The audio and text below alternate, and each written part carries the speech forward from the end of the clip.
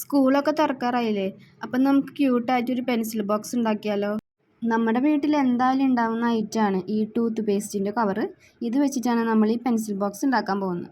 ആദ്യം തന്നെ അതിൻ്റെ ഓപ്പൺ ചെയ്ത ഭാഗം നമ്മൾ നന്നായിട്ട് ഗ്ലൂ വെച്ച് ഒട്ടിക്കുക. പിന്നെ നമ്മൾ ഈ കാണിച്ചിരിക്കുന്ന പോലെ അത് 2 പീസാക്കിയിട്ട് നമുക്ക് അങ്ങോട്ട് കട്ട് ചെയ്യാം.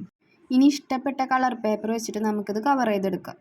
ഈ കവറിൻ്റെ അതേ വലിപ്പമുള്ളൊരു കട്ടിയുള്ള കാർഡ്ബോർഡിൻ്റെ പീസാണ് നമുക്കിനി വേണ്ടത്. ഇനി ആ കാർഡ്ബോർഡ് ഇതിൽ കാണിച്ചിരിക്കുന്ന പോലെ വലിയ പീസിനെ തൊട്ട് താഴെ വെച്ചിട്ടൊന്ന് കട്ട് ചെയ്തെടുക്കാം. കട്ട് ചെയ്തെടുത്തതിന് ശേഷം നമ്മളത് അടുത്തടുത്തായിട്ട് വെച്ചിട്ട് നമ്മൾ ഈ യെല്ലോ പേപ്പർ വെച്ചിട്ട് തന്നെ ഒന്ന് കവർ ചെയ്തെടുക്കാം. ഇപ്പോൾ ഇതിൻ്റെ മെയിൻ പരിപാടിയൊക്കെ കഴിഞ്ഞിട്ടുണ്ട്.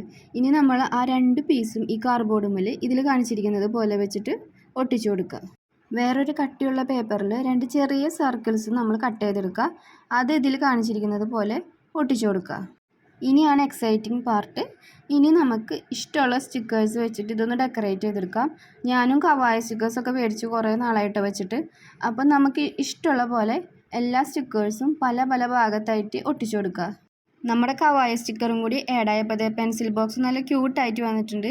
എങ്ങനെയുണ്ട്, നിങ്ങൾക്കൊക്കെ ഇഷ്ടമായോ? എന്തായാലും ഞാൻ വിചാരിച്ചതിലും ഇത് ക്യൂട്ടായി വന്നിട്ടുണ്ട്.